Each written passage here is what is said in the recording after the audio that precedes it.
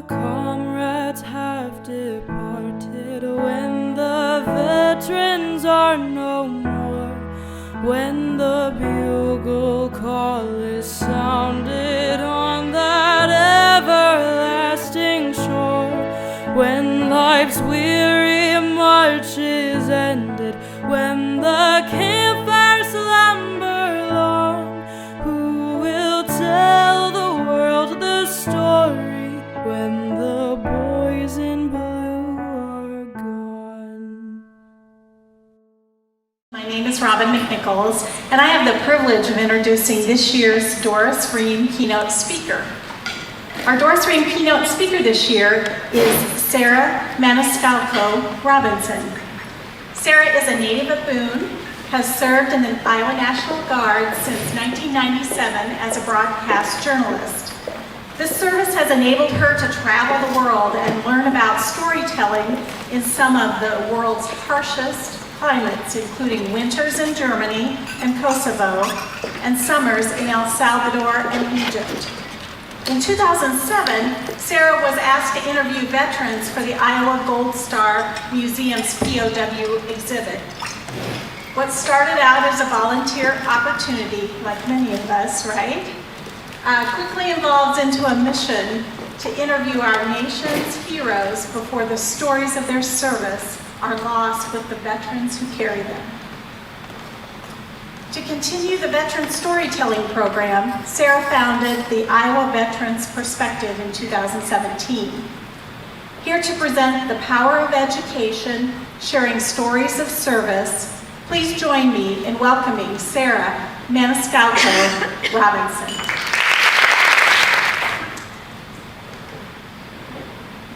Well, first of all, I don't stand behind the podium. I can't be held back. Thank you so much for the great introduction, and thank you so much for having me. I want to reiterate, yes, I'm a small town Boone girl, grew up the daughter of a first sergeant. First of all, how many veterans or family members of veterans do we have? Maybe just a raise of hands? Oh, amazing, you speak my language. Good, okay. So I grew up the daughter of a first sergeant, which is the boss of a unit, pretty much the dad of a unit. So when I decided that I wanted to join the military, it wasn't this big epic moment that the TV makes it seem, like I'm gonna join the military. No, it was more like, hey Dad, I just turned 18, let's do this. So I go out to the Boone Aviation Facility and I decide that I want to be a broadcast journalist. How did I come to that point in my life where, kind of fell back into it? It goes back to Boone High School, where I was on speech team with Rachel right there. Rachel, we were on speech team, state speech, go. But I always enjoyed talking in front of groups. I know, right? Not the best thing to do, a little scary. But I fell in love with it. I fell in love with telling the stories of others, and I fell in love with the veterans, not just veterans that I served with, but dating back to World War II, Korea, and Vietnam. As you also heard in my introduction, it all started as a volunteer job. I was active duty on Camp Dodge after my second deployment, and they said, hey, you know how to make a video? And I said, yeah, I know how to make a video. And they said, well, we're interested in having you interview a dozen POWs who survived the atrocities of POW camps in World War II, Korea, and Vietnam. And I thought, oh, I got this. Not even thinking a thing about it.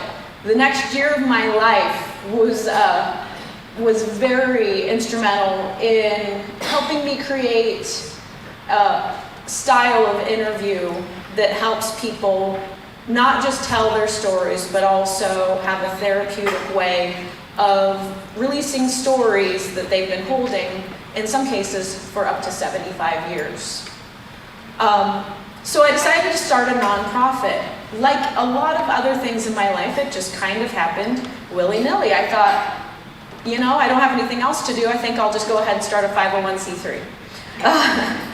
If anybody in this room has ever done the paperwork to start a 501c3, I tell you what, it's not something that you just happen to do. There's a lot of paperwork that goes into that. But I had a passion for telling the stories. This whole time I'm still conducting interviews, and the power of the veterans that told me their stories is what kept me going, in knowing that someday I'd be standing in front of a group of people that can help sustain my mission for years to come.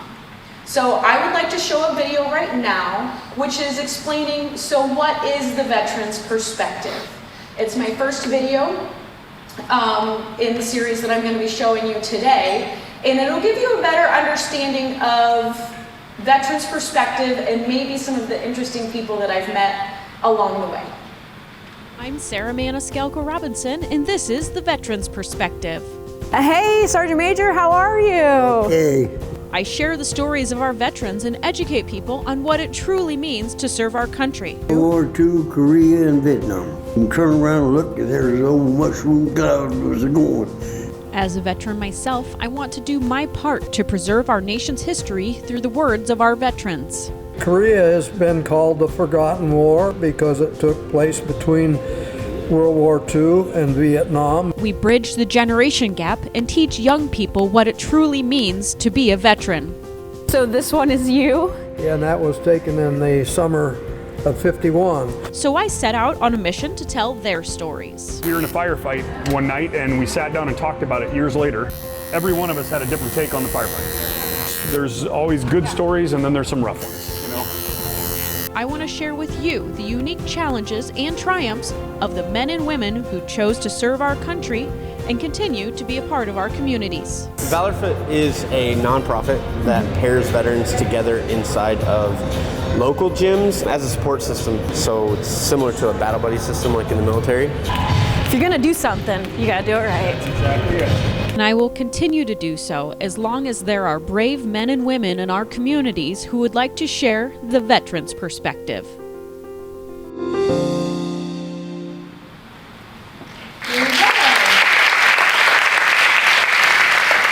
So the Iowa Veterans Perspective, I named it accordingly because I wanted it to be the story of our veterans and their perspective. Every interview that I conduct is different. It's completely different because everyone's perspective of a same scenario can be different. So my mission's not going to be complete until I've interviewed all 240,000 veterans who live in Iowa. I'm a busy lady. So a little known statistic is that only 1% of our population currently serves in the military. 1%. And only 10% of that dynamic is female. So I'm the 0.1%. So I was here at Iowa State campus on September 11th. And we're going to play our next video soon because I think it tells the story better than I ever could. But as I'm going through and telling or interviewing people, I see a similarity between two very important times in our nation's history. Pearl Harbor and September 11th. And it motivated people to defend our country. Sometimes that's what it takes in order for us to have that inspiration in our lives to serve. For me, it wasn't a big deal. I, just did what my dad did. But for others, they were the first to serve in their family. And September 11th was a big day in many of our lives. I don't think we have anybody here who remembers Pearl Harbor. I don't think so. But maybe your parents talk about it. And back then, people's motivation to join the military was sometimes a letter in the mail saying, "Congratulations, you're being drafted." So everyone has a story of service, but what I truly appreciate is when they tell me a story and I can put them together and say, veterans, regardless of what generation they come from, all have this call to do something more. Yesterday, December 7th, 1941, a date which will live in infamy.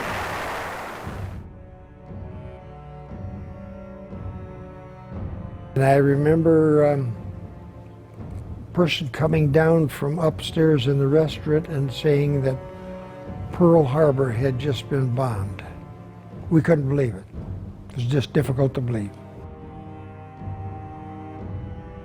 And because I was just like standing there pretty much looking out the window, I didn't see what caused it or if there was an impact. So you have no idea right now? Oh, there's another one. Another plane just hit. Right, oh my God, another plane has just hit. It hit another building. And I remember just that sinking feeling of like tragedy, just instant, like, I mean, it still gives me goosebumps now to think that immediate loss of life. The United States of America was suddenly and deliberately attacked by naval and air forces of the Empire of Japan. I was with my brother, my mother, my sister, and we was in the car, and they came over the news, and everybody was so dumbfounded, and I just realized that our whole world was going to change.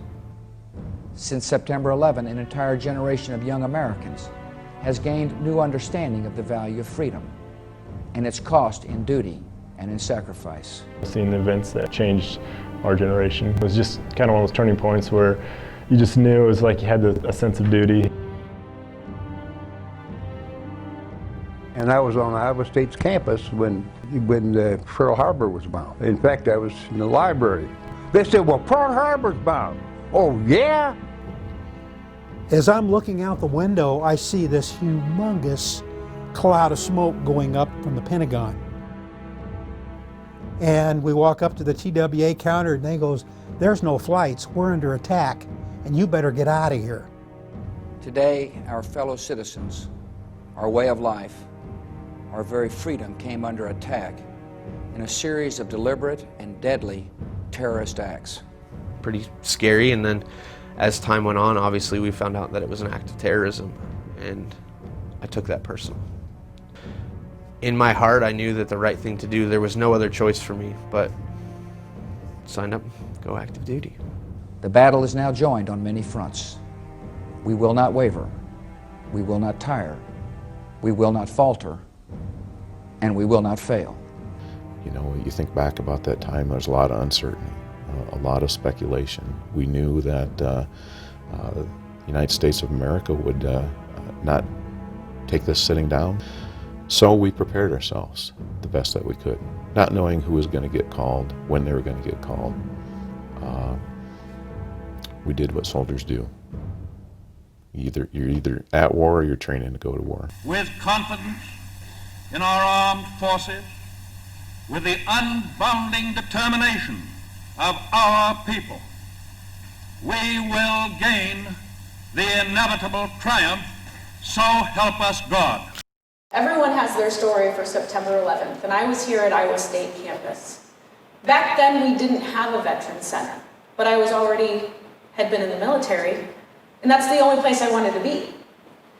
So I went down to the armory and hung out with the ROTC students that day, because I wanted to be with people who got it. Who got it.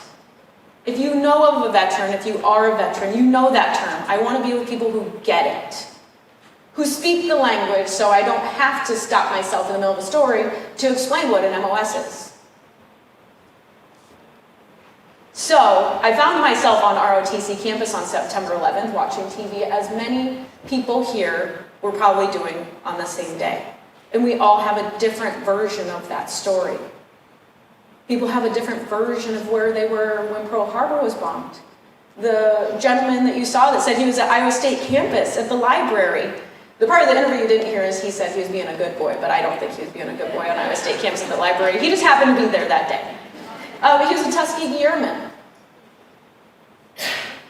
The amount of people and the amount of stories that I carry with me started becoming overwhelming because I didn't have an outlet for them. I would capture the story and my rucksack just got too full because I had to start offloading and sharing it. What's the point in having these stories if I can't share them? They're giving me a gift. Why am I hoarding it? So I wanted to share the stories. A few other people that were in this most recent video is General Carell. He was the one in the uniform. He's our new adjutant general. but he's been a huge supporter of Veterans Perspective from the beginning. He's deployed, I think, maybe 5 or 6 times, dating back to Saudi Arabia. So everybody probably also remembers the first Gulf War. I was still in middle school, but I remember it.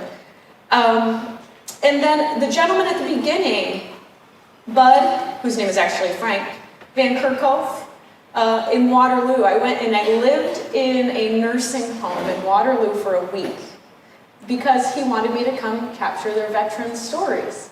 The big joke is that at the end, my husband said they're not going to let me out because the doors lock you in. And they'd say, no, Sarah, go back to your room. You live here now. And I thought, well, that'd be nice. But the nursing home up in Waterloo was amazing. Well, then I got the phone call that I often get that he had passed away. And it was so special to me because I knew him for a week, but the family knew that I made such an impact that I was the one that they called. I thought, wow, he knows so many people, and I'm the one that gets the phone call. And then they gifted me with his gratuity at the funeral. It wasn't even $100, but it meant a lot to me that they thought that I was worthy to be a recipient of that. I did another amazing project, which I couldn't even tell you. We don't have enough time for me to tell you all of them. That's why I created a website and a YouTube channel and a Facebook page, so you can go to those and subscribe to the YouTube channel and you'll get little notifications when new videos come out. But I went to Sioux City. Is anybody from Siouxland? A few. I was up in Sioux City, and this was a favor for a general who was from Lamar's. And he asked me to go and interview some of his guys that were in Vietnam in the Iowa National Guard. And like many other things in my life, I thought, well, I know how to make a video. I'll go on up there and I'll make a video. And then the rest of the story. So over that weekend, I interviewed a dozen Vietnam veterans who were all in the Iowa National Guard during their deployment to Vietnam in 1968. They told me the stories of why they got into the military. They told me the stories of what it was like to be in Vietnam and then to be separated from their unit and be augmented out and to be alone. Then they told me about what it was to lose someone from your hometown. So all of them made a huge impact on my life, needless to say. And something happens to a journalist when they do interviews like that repeatedly. I would take breaks periodically, run to the restroom, you know, life. And I looked in the mirror, I did not recognize myself. It looked as though in that one weekend I had lost about 20 pounds. I had sunken in. I actually shocked myself when I looked in the mirror because I had, in essence, gone to Vietnam 12 times within 2 days. And they took me with them on that journey. And when they were being interviewed, they were the most important people in that room. And we took that journey together so they wouldn't have to go alone. So there was one gentleman who stands out in my mind, Richard Huseman. He's actually the mayor of a town called Merrill, Iowa. Has anybody heard of Merrill, Iowa? Okay. He was still is an amazing man. And he was telling me about doing extra and why he chose in his life to do extra. And throughout my journeys, I think of his story frequently, and I think I want to do just that little extra. Because I was spared. My deployments were to Sinai, Egypt, and to Kosovo. When I tell people I'm a veteran, they say, were you in Iraq or Afghanistan? Well, neither. I didn't get to choose where I went. They don't have, oh, I'd like the one that has a beach, please. I went where the Army sent me. And so you develop something called survivor's guilt. Why was my straw the long straw? And my friends got the short straw. So I'm going to show you my third video now, a little bit extra, Rich Huseman, and he's going to tell you why he does a little extra in his life, and maybe it will help you motivate you to maybe just do a little bit extra. The engineers had just completed 2 bunkers out of plywood, and the walls are 3 foot thick, and they put gravel and rock and whatever concrete in those walls. But I was assigned to be on a bunker guard on bunker 13. I offered a guy money to trade places because the fighting position I was going to be on was a pile of sandbags, rotting sandbags. And I didn't consider that to be as safe as a brand new bunker. It was common knowledge then is that if you're on perimeter guard, you stand guard either on top or behind because RPGs would penetrate and then explode inside. Early in the morning, about 3 in the morning, there was 4 of us on per bunker, and one of the guys poked me. Did you hear that? And out in the distance in the wire, we could hear in English, "Hey GI, you awake?" I was standing behind the bunker at that time, and they fired their RPG at our position. And I remember seeing it. It was like a ball of fire coming at me. Well, it hit sandbags in front of me. It wounded several of the guys that I was with, just knocked me down. The bunker I wanted to go to, where this window western was, they were inside the bunker, all 4 of them. And they hit it with an RPG, and all 4 were killed. I can't forget that because a guy I wanted to switch places with and offered him money died instead of me. Why did I survive? And maybe that's why I've been involved so much with my community and doing different things. That got to do that extra. Because you were spared, you got to do that extra. So I'm doing the extra.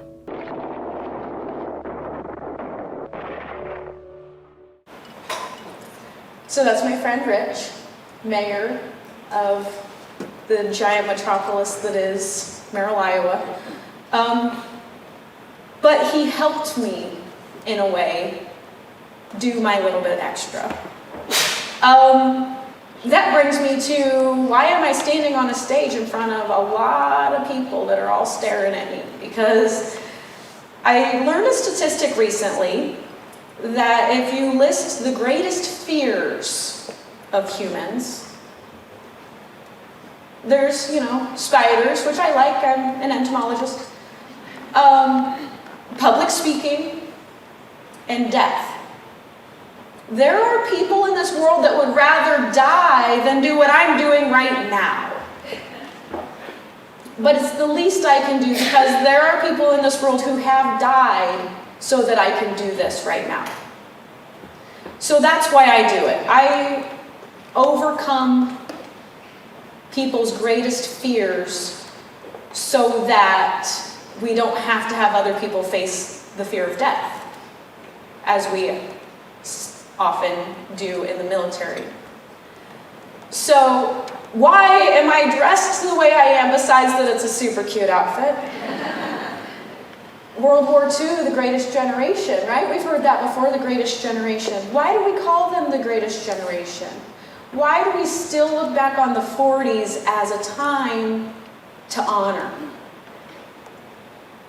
Well, when Pearl Harbor happened, people joined the military in droves, either being drafted or enlisting or that. When September 11th happened, people joined the military in droves. But one of the big differences is we are still at war. Ask your average person, go walk through campus and ask them if the United States is currently at war, and they won't know. During World War II, every man, woman, and child was behind the war. They had rations on gas, shoes, tires, aluminum. Little children, as soon as they could walk, would be pulling their little red wagon, collecting aluminum to be recycled to put towards the war effort. They had rations on coffee. And I will tell you right now, you try to ration coffee, and people will be throwing bricks through the Starbucks window trying to get their coffee. The American people just aren't behind it anymore. This war's been going on for a lot of people's lives. I have soldiers in my unit who were not alive yet. They don't remember the United States ever not being at war in their lifetime. So that's why I look back at World War II and say, that is the greatest generation. The nation came together and supported our troops. So, let's see what I have out. Let's see what I've got up my sleeve. This is bonus time. So one thing that I wanted to do was share these stories of the amazing people that I meet. Some stand out in my mind as I leave and I say, wow, that one really stands out in my mind. So this last summer I decided I'm going to make a little TV show of sorts where I highlight different veterans as I'm traveling and tell the world about what that veteran is doing in their communities to make a difference. So I originally met Betty Nielsen when I was up in Storm Lake helping their high schoolers interview the veterans. I did a presentation to the school, told them, how to properly conduct an interview. I helped them develop their questions. I helped them call the veterans and set up a time for their interview. And then during that day, set up the video camera and walked them through this process. I always like to be present when a veteran's being interviewed, not because high school students are not respectful, but just to make sure that things go smoothly. So what happened was quite amazing, is you take these two groups of individuals, you have high school students, you have veterans who in most cases were elderly, two very underappreciated members of our society. The high school students, oh, well, they're lazy, and the elderly, oh, they don't know, put them in a home. And you brought them together, and the most amazing thing happened. The students were well-dressed. I gave them, one of the requirements is if you do a veteran interview with me, you have to write a handwritten thank you note. It's so easy, but nobody does it. And so I give them a stamped thank you card, and they have to write, thank you, Bud, for letting me interview you. I really appreciated it. So we were doing this interview, and I met with Betty, and she had a couple young ladies interview her. She's a Air Force veteran, Vietnam era. And she told me about her story about that she started a nonprofit of her own. And of course I was very interested, because what kind of crazy person starts a nonprofit? I don't know. But so I wanted to make a video about her, and she invited me back up to Northwest Iowa, so I hauled my cookies up to Fonda. And there's just something about Northwest Iowa that just keeps calling me up there. I don't know. We need some Southwest Iowa people. I haven't gone to Red Oak yet. So the next video that I'm going to share with you is called Freedom Quilts. Betty Nielsen is a veteran who decided that she wanted to help give back to her community. And so I chose to make a video about her, and I'm going to let you guys watch that now, and then we'll talk about it.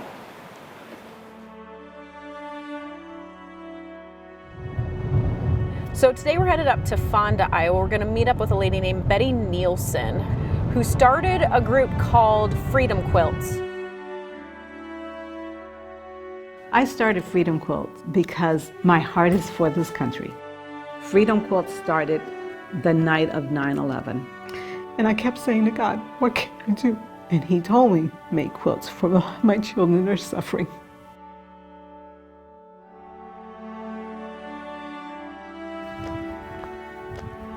How are you?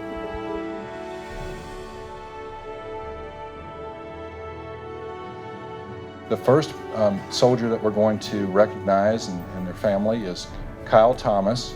Somebody to take the time to make these beautiful quilts with every little stitch of love, thinking about my son and who he was. It's a memory. It's a memory of their loved ones.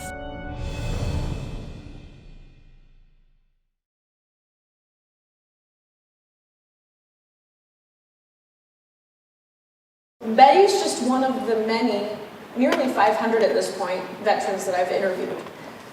And I think you'll agree that she really has a personality that stands out, and her story is just simply amazing.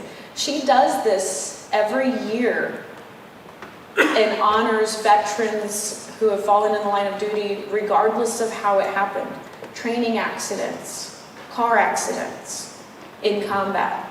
And their families appreciate it so much because oftentimes veterans who may have struggled with traumatic brain injury or post-traumatic stress and came home and commit suicide are not often recognized as a combat loss.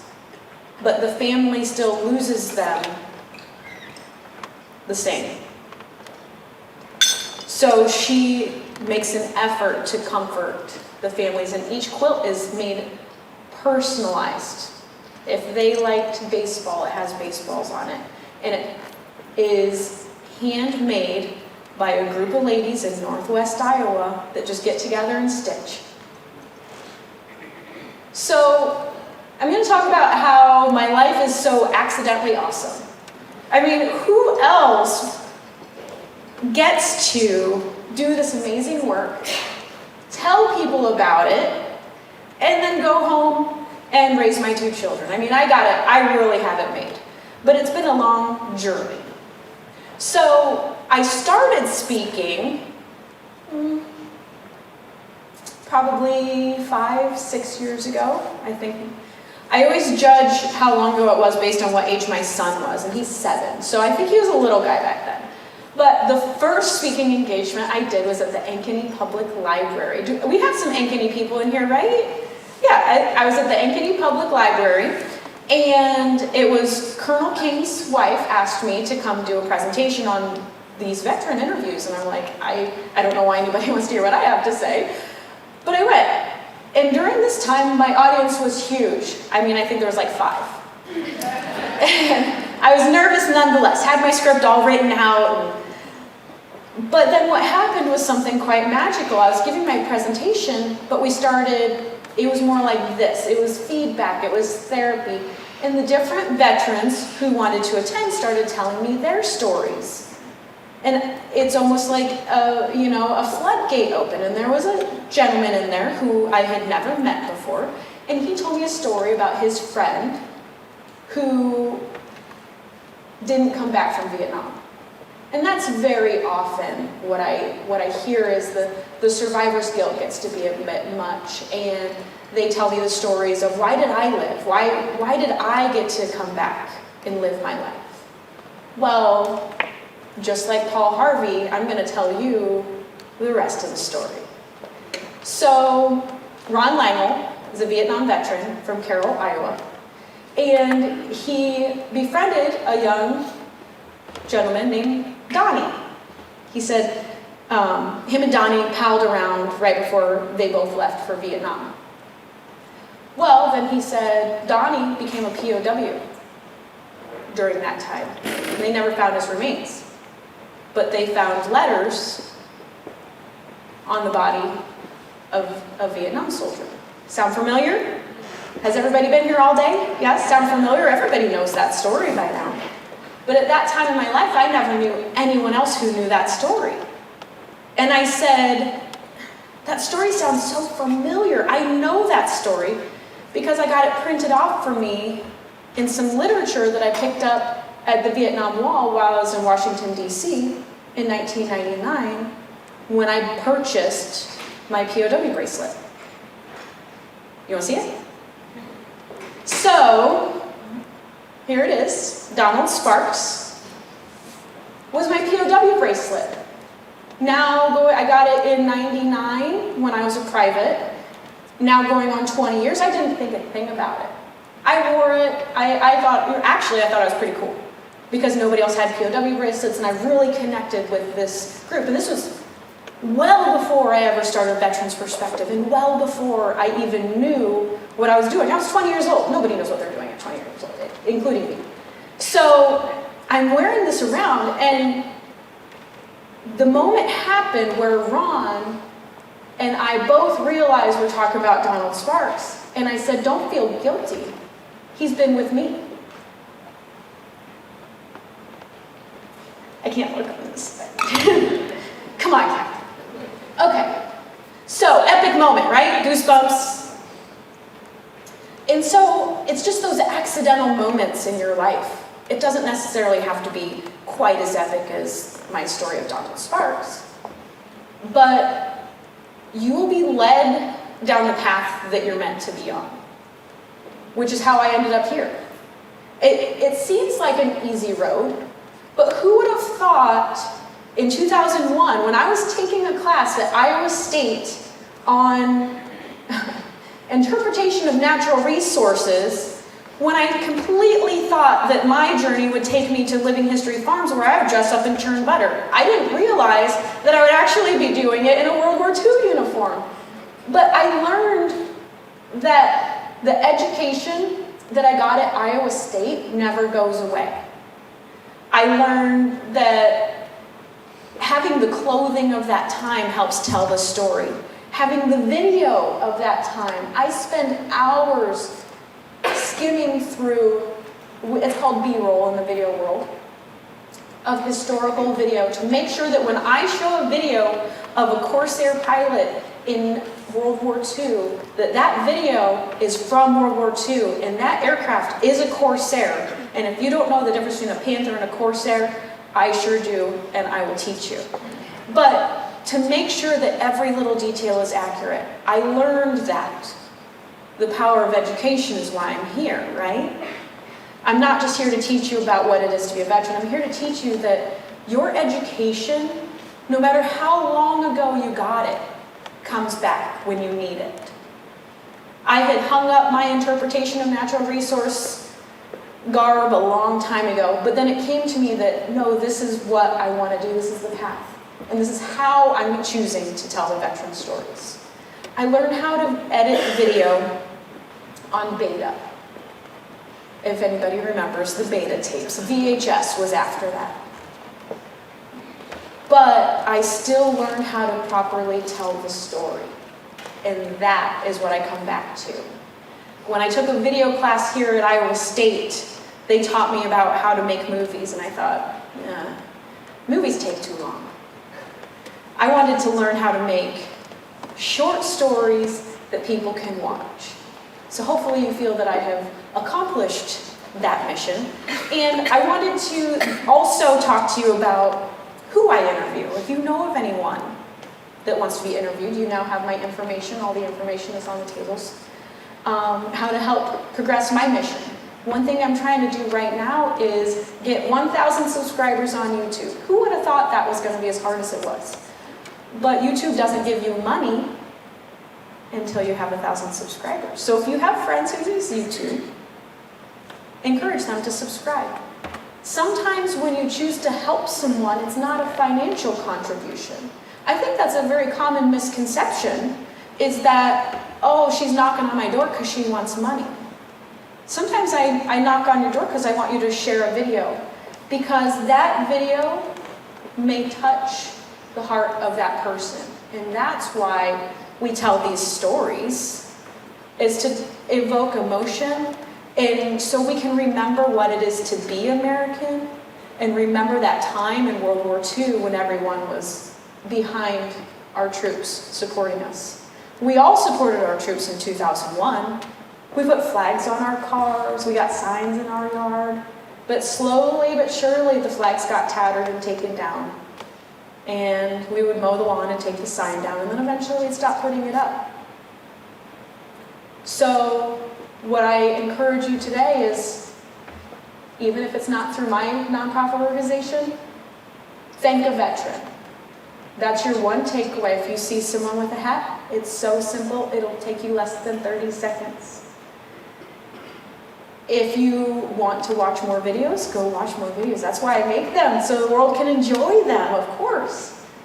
But also, if you're interested in philanthropies, by all means, I won't give you back your money.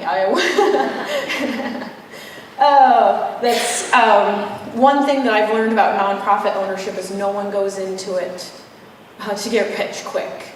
It's because of a passion, and I will continue my passion regardless. Because as long as I have veterans out there to interview that need their stories shared, I will take that gift that they give me and bestow it unto you. because that's my calling and that's what I've decided to do with my life. So some soldiers, veterans, tell me, I'm an old Army gal, I say soldiers all the time, but I mean veterans. They say, I don't want to tell you my story, it's not worth it. It's not worth your time, I don't want to. And I say, well, everyone's story is important. Well, my job, I was just a radio man. I was just a Morse code operator. I was just an intel guy. I did pay. So the statistic currently is that it takes 11 non-combat soldiers to support one on the front lines. And I think it's even more so now than it was back then, because you've got to eat, you've got to have a uniform to wear, and every single piece of that puzzle is important. It's not my job to tell you where you fit into the puzzle. It's just my job to put it together and show people. So I created another video, and this is my final video, and then we'll open to questions.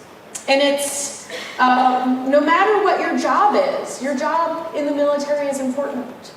And I want to encourage veterans to share their stories with me or share their stories with anyone, with students, with Library of Congress, with anyone with a video camera can record a veteran's story.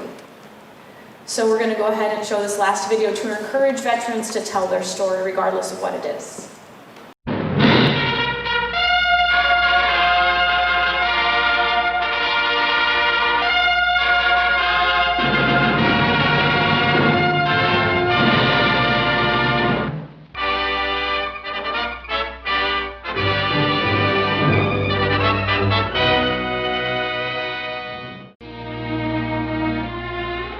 Some years ago, war reached into the American home, and the farewells were everywhere. Everywhere the men were borrowed or taken for keeps.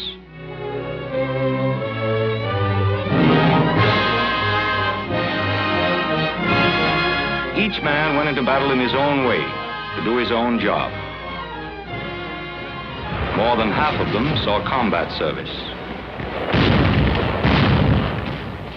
A small percentage of these, not nearly as many as you may imagine, were in the front lines, in bullet and shell range of the enemy.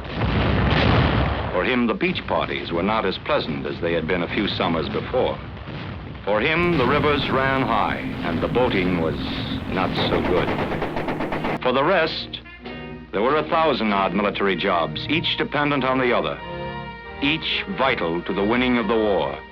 But whether in combat or not, whether a machine gunner 300 yards from the enemy or a switchboard operator 300 miles from the enemy, the serviceman learned about war. He knew the unutterable loneliness of it. He knew the unending boredom of it. He knew the mud of it, the dust of it. He knew the food of it, whether in the heat of the equator or the cold of the Arctic. Through it all, he worked and waited and suffered and endured. Until one day he heard the bells of peace, turned his back on the darkened battlefields, and raised his arms to the bright, new future.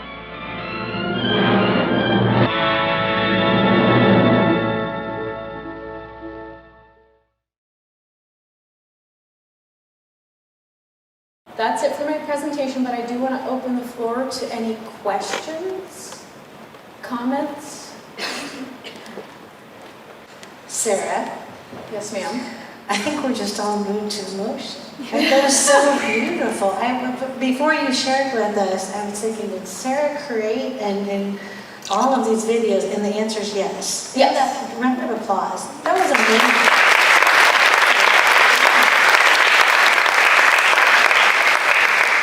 Academy worthy. I mean, really, those were amazing. Before you said it, just watching how the sequencing and the timing and the story, and you're a beautiful storyteller. Thank you. You're a beautiful storyteller. And just in the timing, God speaks. That's an amazing story about Dawn Sparks and your connection. So I don't want to take away thunder, but I did want to miss this moment to call that out. That's beautiful. And for all of us to think about in our lives, where's that one pearl 11 for one person, that we need to support and sponsor that person or help them? Or where's that moment to just be and listen and realize I have a part to play. Let's not miss playing that part. And thank you for bringing that to us, Sarah. That was very nice. Thank you so much for having me. This has been great. You're welcome. So are there questions? I don't want to take away. Thank you. Those videos are amazing. Thank you. What next? What's coming next? Well, I do have an idea if you guys want to hear it. Of course. So I'm gonna be on TV. I'm gonna start a TV show. I don't know how, but I'm going to, which is where the YouTube channel comes in. I can't sit on my hands anymore. I've already started recording the episodes with or without funding. And so I already have 4 episodes that are ready to be edited, just waiting for either the free time, so I'm either gonna have to stop showering, eating, and sleeping, or the ability to hire someone to help me. But the amazing thing is this is the tip of the iceberg for our veterans' stories, really. It's really a shame that I don't know how to, I don't know, do you just walk into Iowa Public Television and say, have I got an idea for you? Bam. Maybe it's just my own fear, but I just don't know. So I'm going to go ahead and admit to you that I don't know how. I know how to make a good show. I know how to be and a real veteran, but I'm not a TV type. So I need to know how to do that. Yes, ma'am. I don't know if it was broadcast here, but it was in the early 70s, and it was Sunday night. And I think it was a half an hour, but it was entitled World at War. And my husband and I set aside, and it was late. We needed to get to bed. He had to be at work at 6. But we watched that every single Sunday night.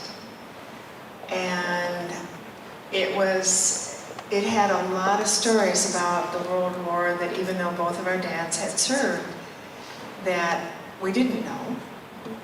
I'm wondering if this could be sort of a template or something like that for you, because your stories, your showing of the stories of veterans, information that we wouldn't know. That's true, yes, and everyone that either volunteers for me or I manage to scrape together some sort of payment, everyone is a veteran on my crew. So I've just come across them over my years of doing this, and they all say, we're going to volunteer for the day to help you create this. I've interviewed a veteran that I have a script for that he does the log carvings. His spine was collapsed when an RPG hit his vehicle in Afghanistan, and was told he would never walk again, never be able to have children. And he proved all the doctors wrong and is now very apt at, he can't stand for too long, can't sit for too long, but for some reason the vibration of the chainsaw soothes his spine, and he's expecting his 3rd child. So, I guess the doctors were not correct in that assumption. But it's stories like that. The general public deserves to know what the 1% of the population is up to and what it is to be a veteran. So I appreciate your feedback, and I also love the Tom Brokaw series. I read the book, The Greatest Generation, and try to emulate Tom Brokaw whenever possible. Anyone else? And you can talk to me offline. I'll be here the rest of the afternoon. I know it's scary to stand up in front of a group of people and talk.